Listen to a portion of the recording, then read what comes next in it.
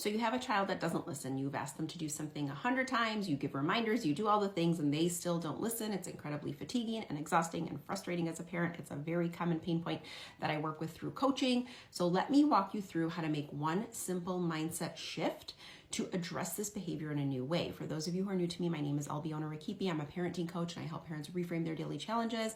I also use a two-pronged approach. One is helping you meet your child's developmental needs, and then the other one is self-parenting yourself so that you can heal and grow alongside your child, because we know we're all in this together. So let's jump into it. Your child's not listening. You're incredibly frustrated.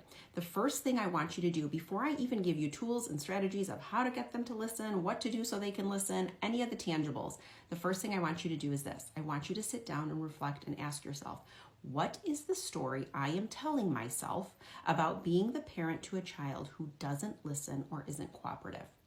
9 out of 10 times when I do this with clients that I coach, they will reveal that it makes them feel like they're a bad mom, bad parent, bad dad, that people judge them, they feel embarrassed by their child's behavior, they feel like they've failed their child, that they're not doing a good job, that their child's not going to be successful in life because they've done something wrong.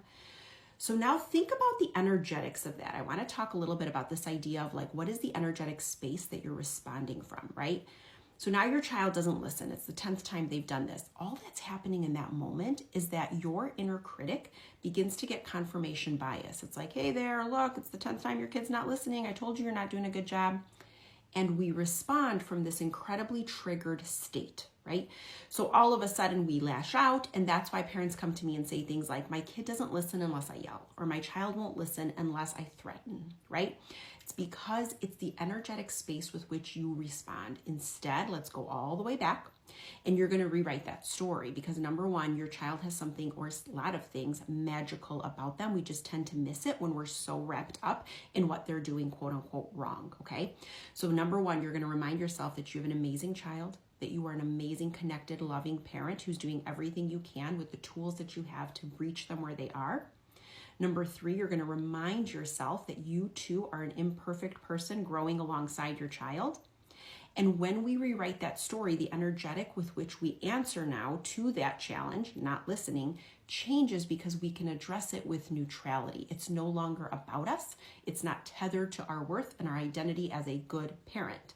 Instead, we're just seeing what they need. That's usually what I'm always coaching parents on. Like, your child actually needs help developing the skill to listen, to cooperate, to follow through, whatever it might be. And that's when we look at a lot of different strategies and tools. I can't know for sure what your child needs because everyone's a little different, but some suggestions would be maybe they need a more predictable environment. Maybe they need more structure.